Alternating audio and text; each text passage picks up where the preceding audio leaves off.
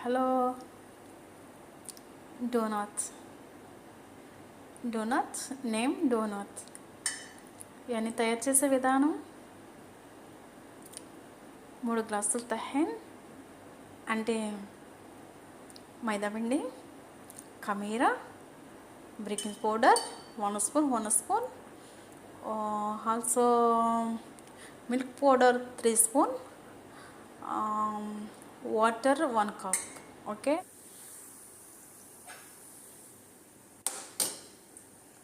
Also this one అవికంటే చాలా ఇష్టమైన పదార్థం డోనట్. Name donut.